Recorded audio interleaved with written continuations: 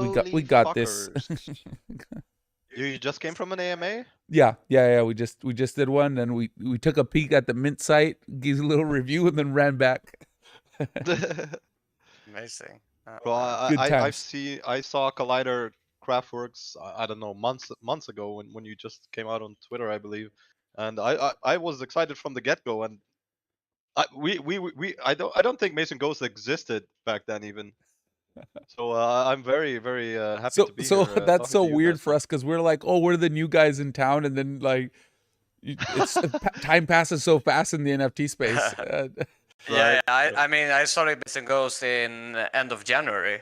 I started a Twitter account, so Oh, it's okay. it's it's a little baby. Yeah. It's so crazy how like for us, we'll work on a game for like 3 years or something, and then now we're like, oh, it's gonna be 6 months, and everyone's like, what? Why so long?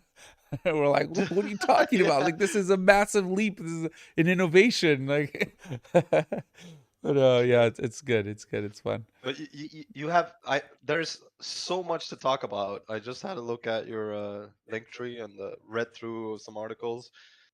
But I Uh, mean, there's just so much going on. Since you've been doing quite a few AMAs, I propose you take the lead and give us all right. the basics, the Yeah. things we need to know. Yeah, I was gonna ask you guys how you wanted me to set this up. If you kind of wanted me to start from the beginning, kind of assuming people Okay, I don't can know just much. do a little quick one. I mean, we never prepare. We never do anything that has with preparations. We only do like podcasts spot on, Nice. spontaneously. So do what the fuck you want. Say what the fuck you want. I don't know if I'm allowed to. Am I allowed to swear? I think It's fine. But they're live streaming on it's your Twitch. AMA. I'm just Yeah. invited. So, Okay. but yeah, I'm Yeah. I've been a streamer for 2 years on Twitch, so I kind of know what you can say and not say. So as well. sweet. So, but yeah, go ahead. You could introduce yourself and tell us a bit about Collider. Fantastic, guys. We're Tommy, can you share the Twitch link for? So we're streaming on Twitch. So anybody who wants to see like visual support for what I'm talking about, Tommy just put a link to our Twitch, so you guys can just watch Wait, stuff I on don't Twitch. think you are allowed to post in the chat. So I will post it in Okay, I will post it in the AMA announcement now and in general. sweet. And I mean, blockchain, you can send it from time to time so people who miss it can enter. Basically. That's super dope. I need to see this. Yeah, I'm gonna put it as well here on this side. And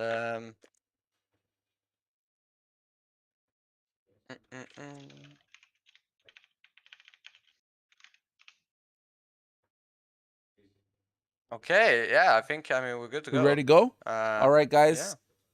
Let's do this. My name is Daniel Gomez Cortez. I'm the director here at Collider Craftworks. And all right, so a little bit of background on us. We're a team of. We're actually getting close to close to 100 people now. We started off being a team of 5 back in the day, around a little over 5 years ago.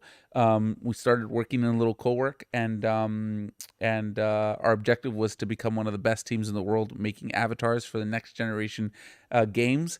And at the time, it seemed like the dumbest idea in the world. They're like, there's no way. There's no studios in Argentina or in South America developing AAA titles. So that was a bit of a crazy idea, but we set out to do it. And here we are 5 years later, rocking the world. So yeah, by now I think we might be one of the biggest teams in the world, solely focused on creating characters for AAA titles. And kind of our core expertise are high quality characters, complex customization systems for these characters, right? So when you're asked by a game development company to make like thousands of assets that all work together, that can get pretty dicey. Producing at scale and quality, which is a really difficult thing to do. Normally studios that create a lot of quantity, normally the quality isn't that good. And yeah, just being very process driven. So art is kind of like this kind of messy process. So you want to keep the messy happy accidents, and you also want to add a process to it so you have predictable results. So that's kind of what we do.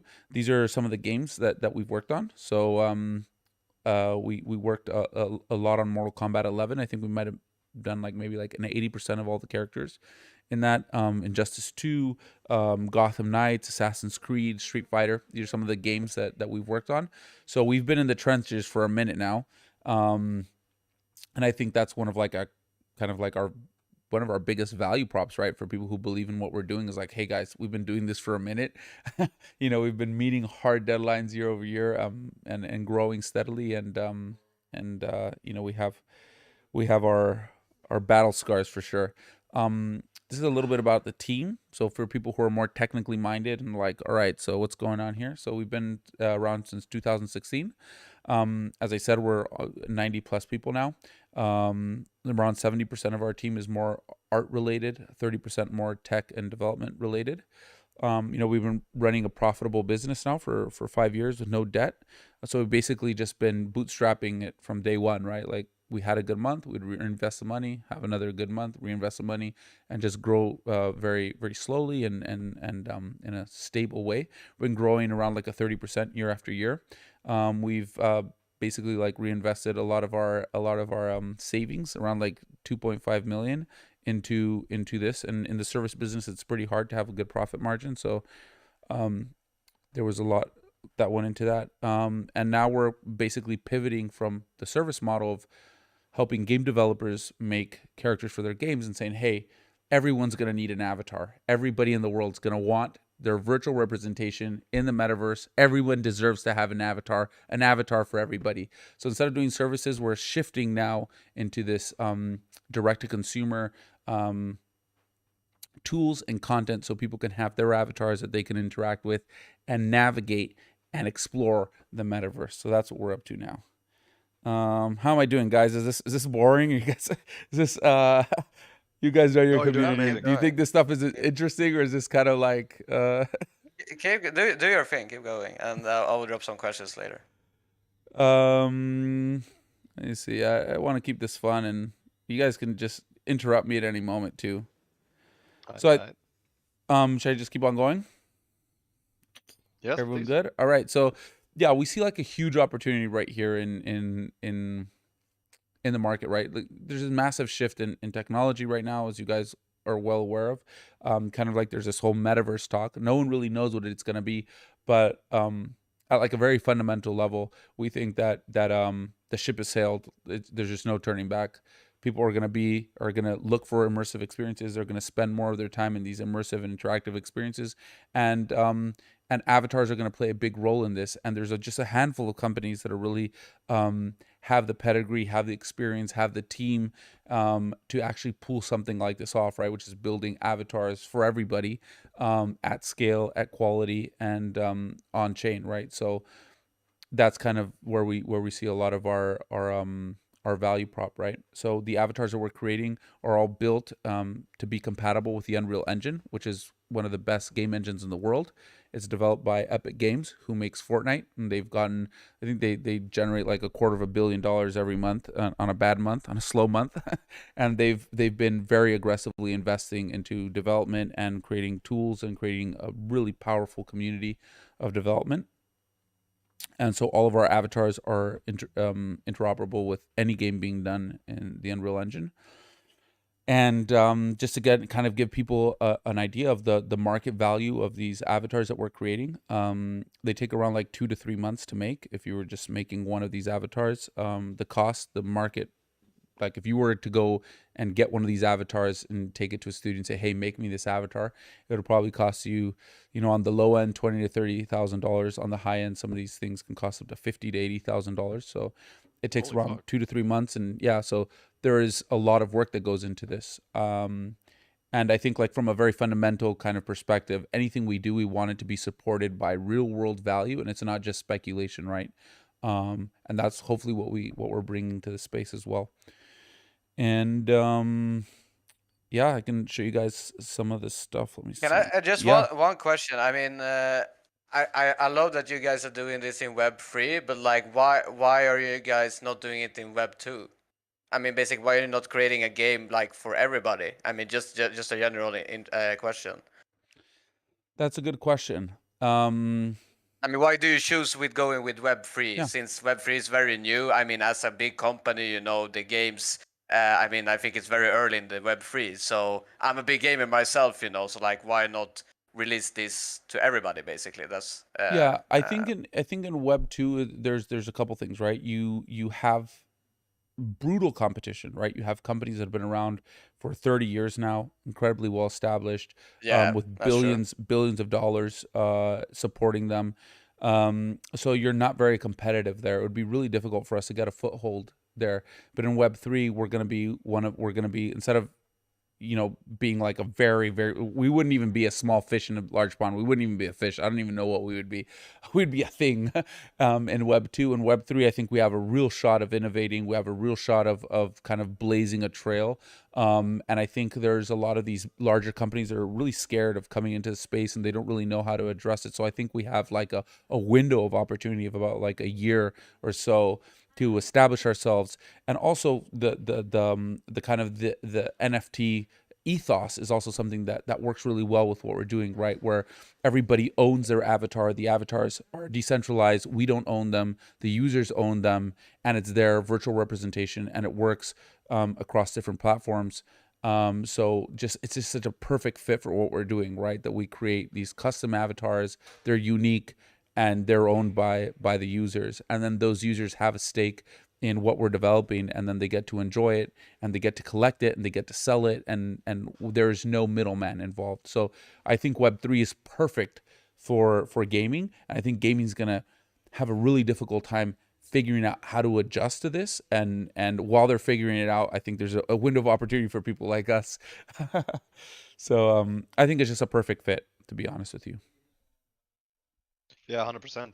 I think a lot of people are waiting for some amazing games to come out in the Web3 space with where you can own your assets. And personally, I've been waiting for this to happen. And we Yeah. see a couple games releasing now recently. Undead Blocks is coming out with their beta, I think. And yeah, I'm really curious to see where it goes. So this is what I'm going to show you guys right now. I'm really sorry, for some reason. I'm streaming this and we're getting really bad resolution, but this is just like a little sneak peek of what we're calling our visual wallet. So this is the production tool that we use to create these, all these avatars, and this is what we're turning into a consumer product, which is basically we're calling the visual wallet, which is basically a place where you can see all of your digital goods. You can see your avatar, you can edit your avatar, you can customize it, and then you also have access to a marketplace, so you can buy and sell items. You can connect it to your wallet, and hopefully connect your NFTs too. So like JPEGs, you can put them on like a cool jacket or something like that, or put it onto your avatar. And then from there, use it as a launchpad into the game that we're developing, but not only our games, but other people's games as well, right? We really believe in this future where this will be a very attractive proposition for developers to make games and connect them to this visual wallet or just virtual experiences, right? So as you can see here, you can, select the asset. This is the tool that we have, right? We select the asset. We decide what kind of patterns that we want, what kind of material sets, what kind of colors. And once we're done customizing everything, then we're going to jump in to the game experience, which we're doing right now, which is called the Mosh Pit. As you guys can see here. Question. Yes. The visual wallet, it for now it would only hold Collider Craftwork NFTs, or Ideally, when we launch, it will just be connected to your wallet. So theoretically, we haven't done this yet, so that's why I'm saying I'm being very cautious. But from a technical standpoint, it is 100% possible. Ideally, when you connect to your wallet, you can download or you can basically connect it to any one of your NFTs and place those 2D NFTs onto the clothing. So hopefully, we'll be basically interoperable with all of your favorite projects. But again, this is that an objective, that would be and groundbreaking. yes, it would. It would, That sir. that yeah, When that is when to the moon, sir? Is if we can if we can do that, all bets are off, my friend. jeez. So Yeah, this is it's this is a cool. little demo we did when we were collaborating with Journey Club. So as you can see here, we destroyed and defeated our enemies, and then we opened up a cool box, and oh my God, we got a custom helmet. Yes, baby. Now we're ready to go destroy some enemies. So we're still Oh, figuring it out. looks actually really good. I mean, I'm a very skeptical guy when it comes to games in the Web3 because I'm a super big gamer Yeah. myself. I mean, I was playing Counter-Strike for 12 years on a pretty good level, and like I've been very into esports in general. So like I just, as you said, it's just a matter of time where these bigger companies will enter this space. And what I think is missing in the space so far is one of these bigger companies to take the lead for the gaming Web3 projects, basically. Yeah. Um, I like think if imagine if Riot Games Riot Games would enter the Web3 and creating a game, then I think I mean that would basically be a good leader to make all the other games popping as well, in my opinion. exactly. Yeah, I think the risk of taking a huge fat L in the space is something no one wants to deal with. So I think everyone's kind of definitely. I'm convinced that all the big developers are working on this. Maybe not all of them, but maybe a significant amount of them are working on it, and I think they're all just kind of waiting for the right time because no one wants to come into the space and just fail terribly. And I think there's a lot of resistance in this space and in the gaming space as well. So I think the native NFT space is kind of I don't want to speak for the whole space, so I don't know, but I feel like these bigger companies are kind of taking their time, and I think there's going to be a window really interesting there for companies like ours, and hopefully Yeah, bigger definitely. companies come I into agree. the space because it's just gonna help the whole ecosystem explode basically. If these gaming companies can figure it out, it's gonna be massive, just huge because it's just such a perfect fit. What's your guys' inspiration when it comes to? I mean, you are a big company, but as you said, it's a pretty big difference of creating a game as Web3 as the major games in Web2, basically. So, who is the inspiration? I mean, who do you guys look up to from the esports world? Yeah, I would say like um I think what we're trying to do here is we're basically getting like we're kind of cherry picking our favorite aspects of different games that we see are Yeah. successful and then games that we like too.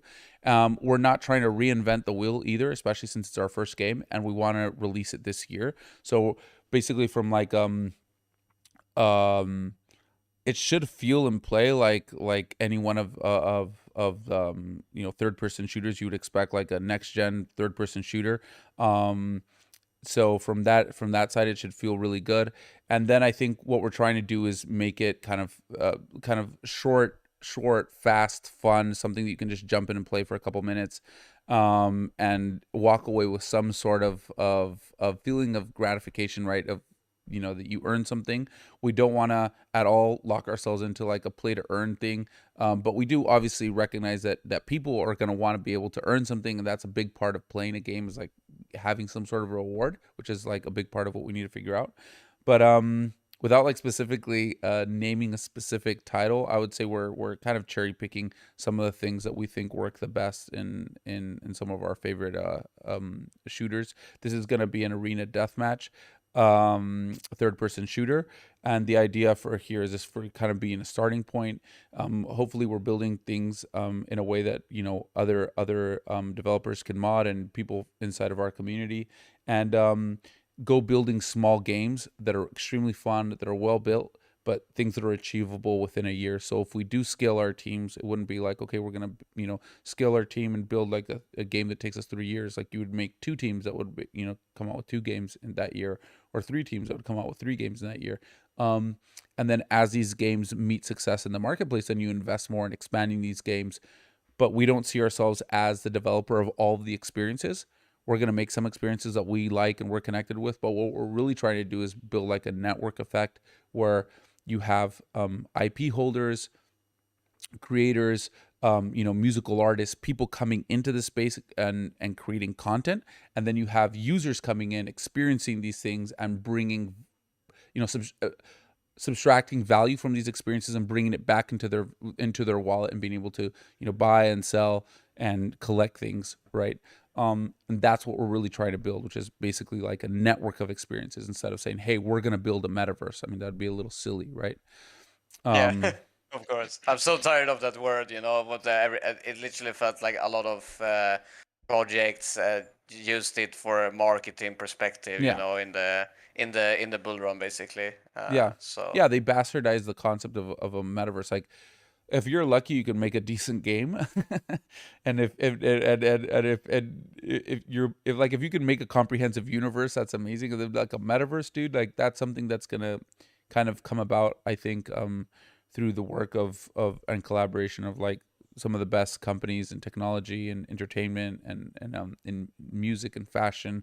There's gonna be a lot of convergence happening for like if we do have a chance of really building a true metaverse. I think that's gonna be necessary. So I think there's some companies that are gonna add like essential infrastructure. So for example, I believe the Unreal Engine is gonna really be the motor behind the visual graphics, and then you have Unreal is amazing. Yeah. I mean, I know Unreal as well, and I saw the other day a little gameplay from the other side. Have you seen it?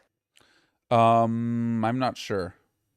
The one from Yoga Labs, and that was like the first one as well. I mean, aside from you guys, that as well it was looking good. I mean, like they were talking about they're building something, then they released a little gameplay, and it actually looked good. So like, Yeah. I'm excited to see these games and serious companies entering, like you guys as well, that is very very invested into this and has a very big team and have been working for this for a very long time. So it's gonna Well, be if very anybody very has cool the to see. capital to make a good game, is Yuga Labs. They if anybody Shit, yeah. if anybody has the resources, those guys better get their shit together, start delivering the goods. Jeez. Jeez. Yeah, but you mentioned there's like this small window for companies like yours to get in here now, and since the market at the moment isn't the best to launch in, and your game is still a ways away. Like if we meant like on the 20th, right? And then the avatar reveal is in June, end of June. Yeah, June 30th, So exactly. so why did you guys choose to like mint now? Mint now. Here, let me show you guys kind of our kind of the milestones for the end of Q2.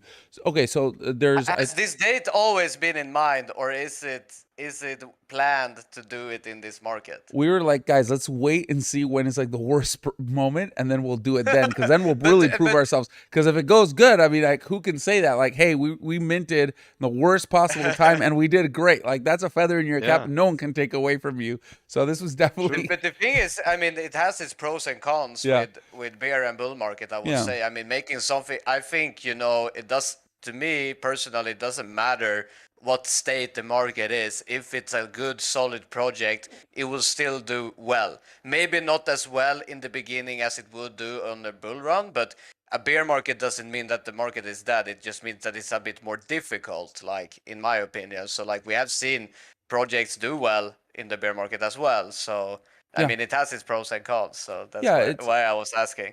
Yeah, no, 100%. I agree with you, 100%. I think right now when you're thinking about like a store of value, it's like, where do you put your money, right? Like anything can happen to ETH.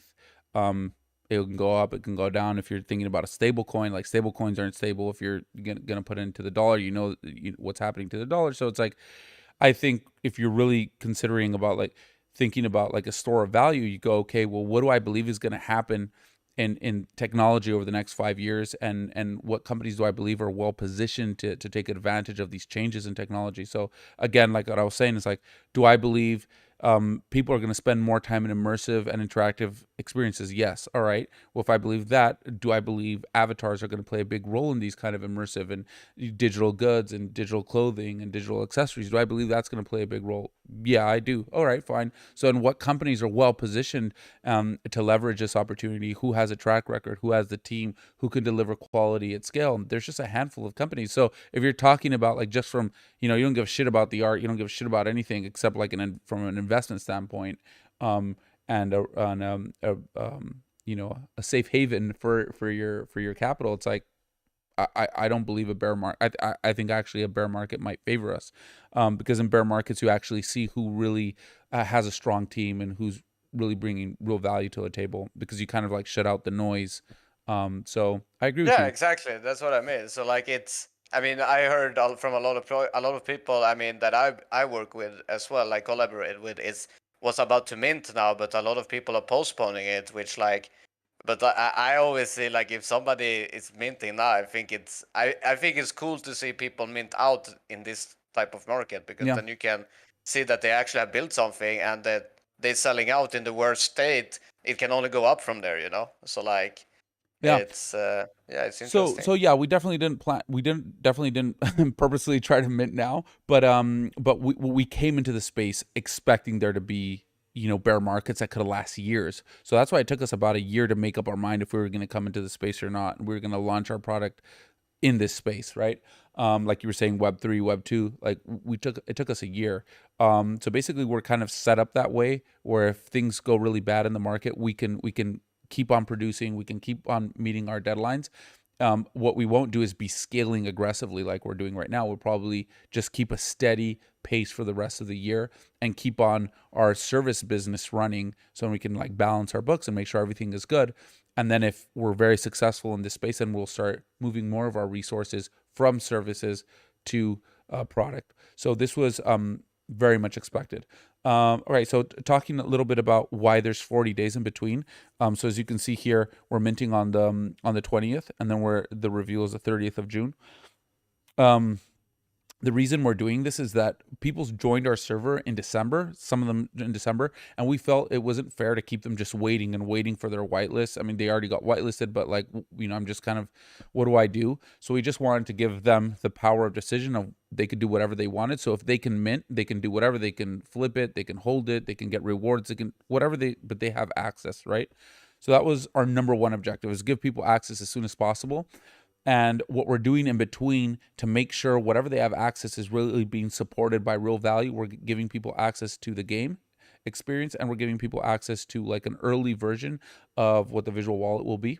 Right now, it's kind of like our character production tool, and you're going to have it in two stages. You're going to have first like a very limited edition experience, and then you're going to have a fuller experience where you can actually build your avatar and then put it into the game, which I think is you know, pretty cool for a pre-reveal to actually have access to the things we're building, right? Instead of saying, "Hey guys, we're going to deliver this in a year, 2 years from now."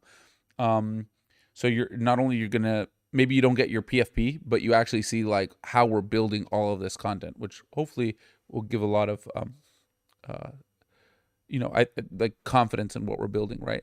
So Yeah, that's pretty cool. so yeah, one of the reasons this is, maybe I can go back, and one of the reasons this is taking so long is kind of what I was telling you guys before. To build just like the traditional way of building these avatars takes around like 3 months per avatar, and we're doing 3,890. So the only reason we can make so many of these within this time frame is because of the tools we've built. But nevertheless, it is a shit ton of work. You're talking about getting hundreds of assets to work well together when you animate them, for them to distort well. Like you guys see in games, right? You see some of the like lead characters in games with their like assets clipping.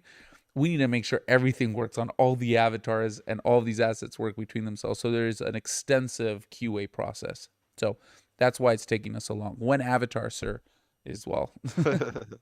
Yeah. Could you speak a little bit about the rarity differences? Yeah, sure. So let me jump over Of here. course you want to hear that, Nando. Of course. Okay, so do you guys want me to just kind of jump? Do you guys know anything about like how the factions are set up or anything like that? Should I just start from the beginning? Start from the beginning, yeah. All right, guys. So this Cypher collection is set up with 5 different factions. This first faction is called Hyper. It was very much inspired by DGen culture. Very much inspired by actually our community. When I started jumping on voice chats, I would see everyone in PJs, right? And I was like, Jesus, like everyone just lives in their pajamas. So I thought that was really funny. Lol. So yeah, so this is he's got PJs. Then you got the Rad Kids, which is basically inspired a lot by, you know, extreme sports, motorsports. Then you have the Outlaws, which is obviously kind of bandits and renegades. The prototypes are basically like shadow ops, government experimenting on, avatars and creating like lethal weapons and then them fucking off one day and going rogue. And then you have the chosen, which are kind of very much inspired on, the Templar Knights and, the Freemasons and this kind of, secret societies and kind of people working in the shadows. So here you Which have one would you feel like you belong to? me. I'm I don't know. I think there's a little bit of my soul in each one of these. Like I identify it with different ones at different times. Depends Yeah. at what time of the day or night you catch me. But yeah, my job is just to make sure all of them are equally as cool and they're exciting for different types of people, right? So inside our server, like This one this is a looks huge thing. amazing. Like what faction you're from, we have faction wars, and it gets pretty intense. So all right, so Right. here we have the hypers, and so the rarity works like this, right? So you have the pioneers. So you guys see the dude in his undies. They're 50% of the supply, the pioneers, and so some people want to run around the metaverse in undies, and that'll be fun. And then you have the heroes, which are a 35% of the supply, and then you have the icons, which are 15%. So the value doesn't only come from the rarity, but the amount of 3D assets they hold. So there's more amount of real world work and content put into the more rare assets. And as you can see, the icons have helmets, the heroes have masks, and then the pioneers have hats and glasses. But then we can Right. get So like, if I was a hero, I could take off whatever I'm owning and still run around as a pioneer. yeah, so what we're doing, the way we're kind of addressing customization and preserving the original kind of collectability or the collector's item, we want each one of these assets, 2-3 years from now, for people to be like, oh, this is an original, cipher from Drop Run 2022, blah. But if you're switching out sneakers and pants, and I don't really know what's original, what's not. I mean, I could obviously look at the metadata, but it gets confusing to really value something when it's got a lot of change. So what we're doing is that we're allowing customization for helmets, glasses, masks, anything that goes on the head. You can change and you can switch out. So for example, let's say you got this hero, you could turn off this mask and you could just have glasses and a hat, or you can switch off the hat, or maybe you get an airdrop of this helmet and this helmet will work with your hero. Does that make sense? Then you can also switch off like weapons and gear. So that's how you can customize it. But everything that's the body, all of this is locked in. And that way we can really preserve the value of the asset as it was originally. Right. Does that make sense? It does. Yeah. Okay, good. Then we have outlaws again. So you can see here the pioneer, the hero, and the icon. And obviously the icon also have armor besides the helmet. Let's see. You have the prototypes over here. And last but not least, you have the chosen. And get a little bit more here so you guys can see how this works. And there's rarity within the rarity. Isn't that amazing? So as you can see here, the pioneers, they're also broken up into 3. So in the pioneers here, you can, let me see if I can open this up a bit. Oh. Zoom. There you go. So this will be pretty fun for people who want to like nerd out. So in the pioneers, you have the rare, the super rare, and the ultra rare, right? And this is defined by the amount of material sets that they have and the color palettes that they have. So it works again the same way, right? So if I have a rare pioneer, it's going to be 50% of the supply. If I have a super rare pioneer, it's a 35% of the supply. And if I have an ultra rare pioneer, it's a 15% of the supply. So there's like rarity within the rarity, right? So you might get like a ultra rare pioneer, right? And it will be worth more than a rare pioneer. Does that make sense? Right. Yeah, definitely. And then here you have this stuff broken up so you can actually see what assets are held in each one. So you can see the rare, super rare, ultra rare, and then you can see kind of the assets. They have glasses, hats, shorts, gears, katanas, and so on. The hero, right? Damn. Damn, son. Oh, I want to run around as a hyper what was it called? They're just hypers. In my PJs.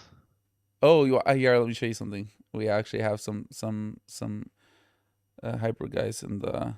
Do you have any 1-1s? Yeah, so those have not been announced or revealed. Ooh. Oh, look at that cute little ghost. The Cypher, oh, the no, Cypher okay. champion is yet to be revealed, but yeah, we're definitely gonna have a 1-of-1, and hopefully we'll be releasing it sometime before the reveal for all of them. Just I don't know. one? We have to figure out the right time. You know, doing it before the drop feel a little gimmicky, and we're like, let's just do everything different.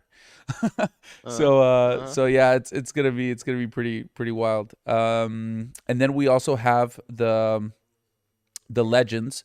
So every faction is going to have a legend. So there's only going to be 5 legends in this first drop, and those also haven't been shown or revealed yet. And I think people are going to be pretty excited about that when we show them. We're probably going to sneak peek them. We're probably going to show some of it before the reveal, but I want people to actually see them in the reveal and be like, yo, bro. Yeah. So yeah, you guys can see here how the visual wallet works and how I can just start, like, you know, just adding cool shit. Backpacks with like ninja stars, throwing knives. I mean, That's sick.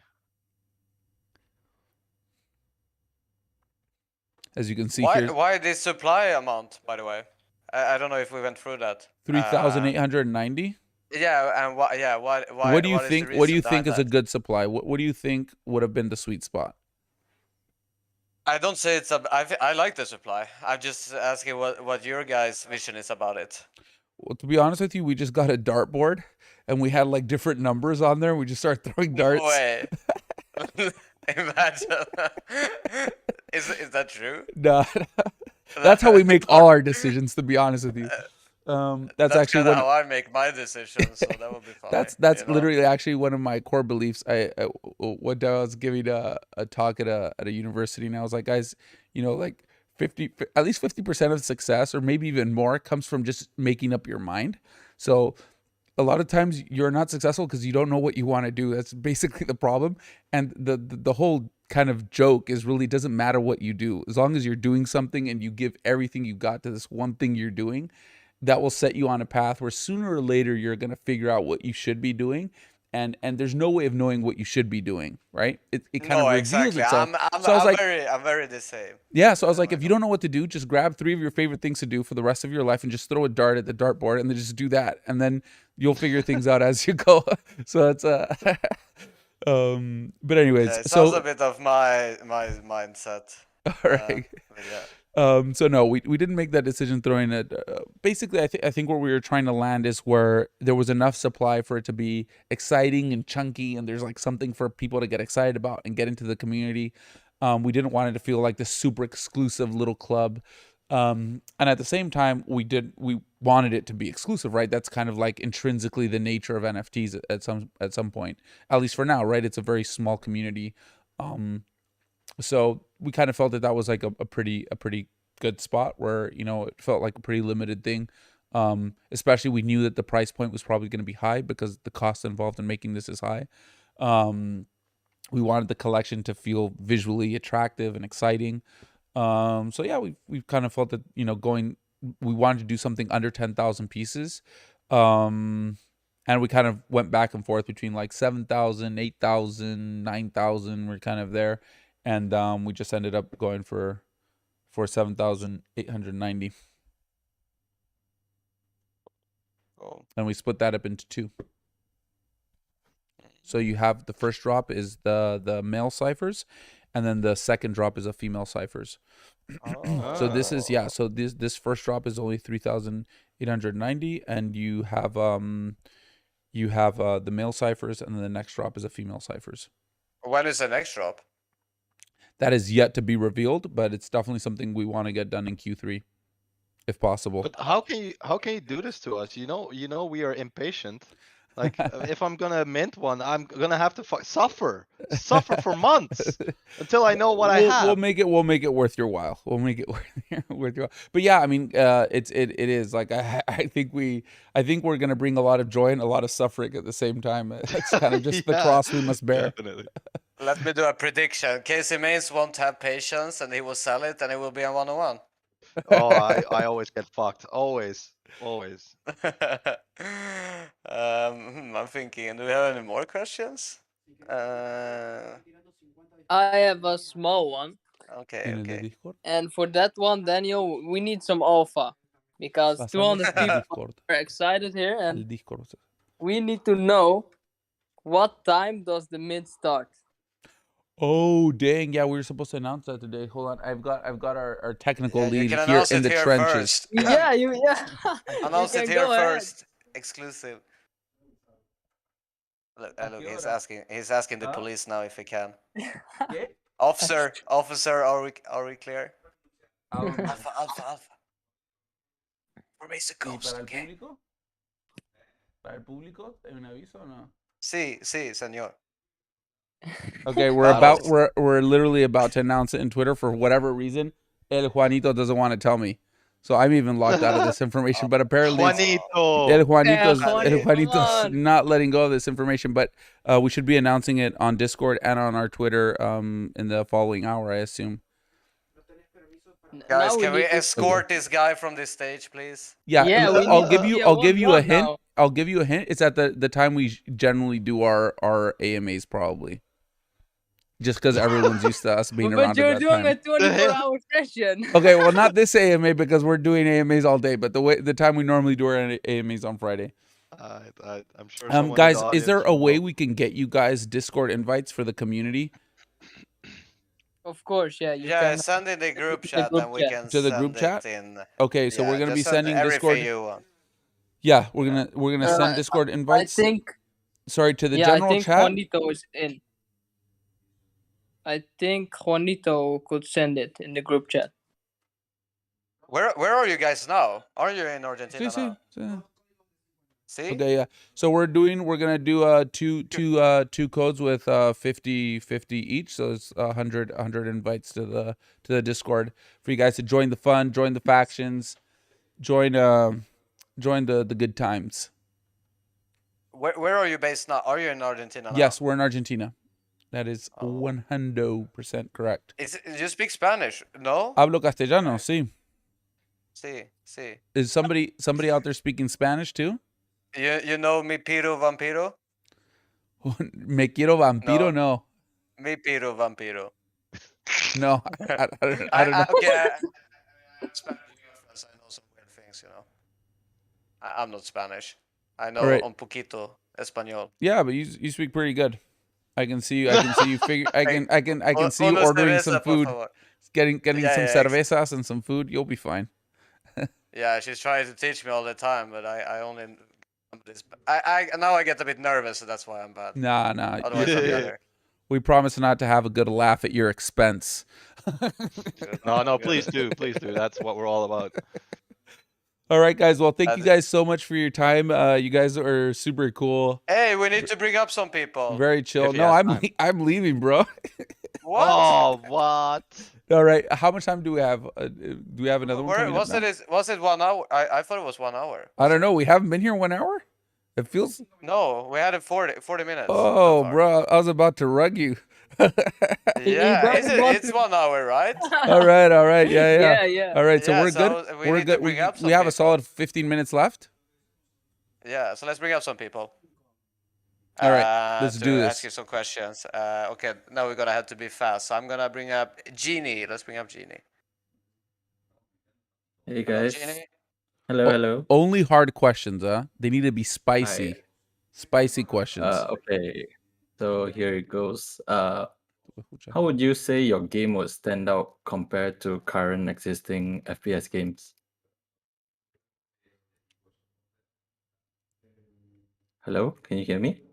Yeah, I'm thinking. Like if you see me, if you see me on Twitch, you'd see me doing my thinking face where my mouth kind of like gapes open. I'm like, oh. Spicy. how would our game stand out? Spicy I enough? think this kind of interaction with being able to play something, earn something, and them actually being digital assets that you can wear or you can sell or you can interact with other players and other users. I think that's going to be really cool. I don't think there's anything like this right now. I mean, I think there's things that are closest, but like on chain, decentralized, connected to your wallet, like when you put all of that stuff together, I think it's going to be pretty wild. And then on top of it, if we can get this thing to work, which is basically connecting it to your wallet, bringing your 2D NFTs and being able to put those NFTs onto your clothes and then jump out and shoot people and dance on their graves. I mean, if I put all of that together, I think it's going to be a pretty unique experience. As far as like the gameplay, I think it's going to be what you would be expecting from kind of a next gen third person shooter. I don't think like as far as the gameplay at the beginning, we're going to be doing anything like groundbreaking or revolutionary. But I do think that when you put it all together, the gameplay, the AI, the what's it called, it all being on chain, you being able to like collect things, being able to interact with other users, like when you get all of it together and you put it all together, I think it's going to be larger than the sum of its parts. I think that's how you say it. So if I had to say, I'd say it's like going to be a combination. That makes of things. sense, actually. Sorry if I just answering here, but like it's like with Counter-Strike. Counter-Strike 1.6 was a big game, but didn't ever like go viral, and it was in a very early esport phase. And then when they released Counter-Strike Go, it went okay, but then they released the skins part, and people could start getting rare skins and make money from that, etc. That made the whole game explode, literally, and be super popular. So it makes sense what you're saying. You know, when you combine, I mean, if you fit all these small puzzles, it can literally give a social different feeling to it, basically. Yep. I have a follow-up question to that. If I understand it correctly, like you get drops in the game, right? You can acquire loot, etc. We're still figuring it out. We're sorry, I'm sorry. We're still figuring out what the reward system is going to be. If they're going to be credits, if they're going to be, actual 3D assets. We're still figuring it out. But we definitely want there to be some sort of reward mechanism, and hopefully what this brings the complexity level way up, or you can actually like fit stuff onto your avatar that you go picking up in the game. From a technical standpoint, we could do it because all of our assets are made to work together. So there's a lot of options in that stuff that we're still figuring out. Yeah, I mean, one of the most enjoyable parts of when you're playing a certain game, like for instance, I used to be a big World of Warcraft player, and one of the most enjoyable things is when you're farming for something and then it drops, and even more so when you can actually own that whatever it or is. you can put it on, right? Like right when you can put it on, it's like, fuck yeah. Yeah, that would be awesome. Okay, Yini, sorry. You can go ahead. Oh, okay. And then is there gonna be any like dancing taunts? Hopefully. There should be no reason why not to do it. So I just try to imagine like a raunchy version of like Fortnite, like something that's a little more ghetto. I think that would be very appropriate for what we're doing. Yeah, sounds good, man. Looking forward to the game. Oh, we will give you a whitelist as well, Genie. Thanks, man. So I will add you a giveaway winner role, and we will tag you, and you can get your information, send your details there, and we can guide you through that. So congratulations, man. Thank you so much. Thank you so much. Have a good day, man. You too, man. You too. Cheers. Okay, let's bring up some. Let's bring up Floss, maybe. Hello, Floss. Hey, what's going on, everybody? Good morning. What's going on? Good morning. Buenos dias. Buenas. What's up, Mason and everybody? Casey, the whole family here, Blockchain. Appreciate you guys bringing me up. So I've been on you guys' stream on Twitch a couple of times. Watched you build, and I thought this shit was amazing. I'm not gonna even lie, because I heard all of the hype. So I'll be honest, I heard the hype. I was skeptical. I joined the Twitch, and then I watched you guys build on the Twitch, and I was like, damn, this is actually fire. I wasn't able to get into the Discord until now, so I appreciate the invite link. But I have been trying. And one of the things that I talked to some people about the other day, honestly, I was having a conversation with some guys in another server. They were saying that using Unreal Engine, which I just recently fully learned about, that if you're dropping your avatar into other games, or in other games to use the avatar that you guys create, you could end up having to pay some royalty fees if you make over a certain amount of money using your avatar. Do you guys know about that? Okay, let me see. Yes. So basically, you won't be paying us any royalties, but Unreal Engine does have a royalty fee once you're making over, I want to say $1 million. I think that's the cap for them, and I think it's a royalty of, It's like 4%. yeah, something like that. Yeah, something like that. So yeah, so we wanted to make sure that we didn't ask for any royalty, so our commercial license is it doesn't have any cap, but the Unreal Engine does. So basically, what they do is that they give you the Unreal Engine for free. You have access to everything, full access. But the trade-off is once you actually start generating revenue, then a royalty fee does kick in, which in my opinion is extremely reasonable from their side because it's extremely powerful. But yes, that you are right about that. Yeah, that's what I was checking because I saw that's what the guys actually told me. I was trying to find out if that was for sure, but I didn't know if you guys were also taking royalties on top of that. No, because no, we're not. I would, No, I could. Actually, for awesome. anybody, I don't know if you guys are interested. We can go over the license agreement, but I don't know if anybody's interested. But basically, yeah, you guys are gonna own the avatar. Anybody who has an avatar obviously owns the avatar. You have a full commercial license for anything that's illegal. once you start doing the illegal stuff, we can protect you there. And then we own the IP rights, so the intellectual property still belongs to us, which is a really interesting kind of thing in Web3 space that I think everyone's trying to figure out. But yeah, so that basically the way it works is that you have full commercial rights to a license to basically commercialize as much as you want with no royalties. That's cool as shit, bro. Honestly, I gotta say that's awesome. And then I heard everything about when you're minting, everything about the collection size. I know that the mint is pretty soon. I don't know for sure why you're, but how many you have left for this, and is it still like obviously joining this for like the days before mint? Yeah, that's so anyone would have. So I think Tommy, are we giving? No, estamos dando whitelist acá en el chat o no? ¿Puedes preguntar? Yeah. No se pregunta. What's it called? Yeah. All right. So we are giving away. I think. Did we already announce this? You guys already know? Do we know about this? The 3 whitelist to give out to community members for you guys? No. No, I didn't know that. You guys didn't work that out with Juanito? Am I breaking news here? So yeah, we are going to be gifting this beautiful community 3 whitelist to give away. Yeah, to we already members. gave one. Oh, you already gave one. So you guys do know you guys had to. All right. And Yeah, then okay, so we yeah. have that. Basically, we're completely out of whitelist. We had to leave some cold bodies on the street to get these whitelists for you guys.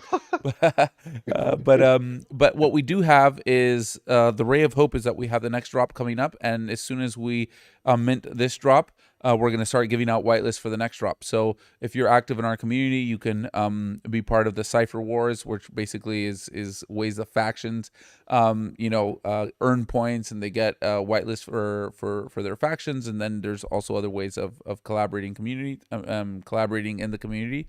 We're giving out like huge prizes for people who are developing little mini games, and people are just learning from scratch how to make little mini games. with a cipher. So there's definitely different ways of getting it in our community, and we're gonna start giving them out probably right after this drop. So that's the other way. Cool. All right, appreciate you. I just really want thing because that's actually cool shit that you make some passion.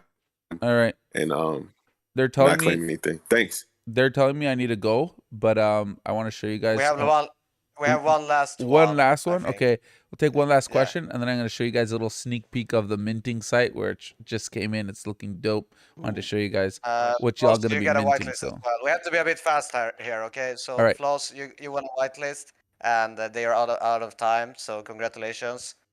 Send your details in the channel, and I will fix it. Okay. I don't know if you can. Thank you. Okay. Thank you so much. All right. Okay, and next we have please turn off your DM as the last one. Oh man, I see you're trying to be quick. I had a bunch of stuff wrote down, but maybe I'll try to get in the Discord and ask some questions later on. I'll just send this one easy one, I guess. No, the spicy one, the hard one. The hard one. Brilliant. I don't have a harder one. Just reading through your medium, where are you guys getting the market valuation of the heroes? I see just a random question because I don't even know. I got a bunch. Where are you getting the valuation of $30,000 to $80,000? Are you guys taking the time you put into it? Because you said it's 2 to 3 months to build each one of these characters. I just was curious where you got the number from. So this is sorry, that wasn't the best one I had. Yeah, I just threw one out. But that's good. That's not our cost, or we would be broke by now. Our cost is lower than that because of the tools we built, right? So the visual wallet, like I was showing you guys, this tool that we've built really allows us to create all of this content at a much lower cost and time, right? So if we were going to build this like the old school way, the way most developers are making characters, this would have taken us years and much higher cost. Now this valuation, like if you can just do a Google search and look at, what it costs to make a character for a next gen game. So characters that have this kind of quality, that have this kind of workmanship put into them, have a real world value, like a market value. So if you were going to get your avatar and you take it to a studio and say, hey, I want you guys to make me this, they would probably charge you something like $10,000 to $20,000, like on the low end. And on the high end, it could go way up, right? Depending what studio.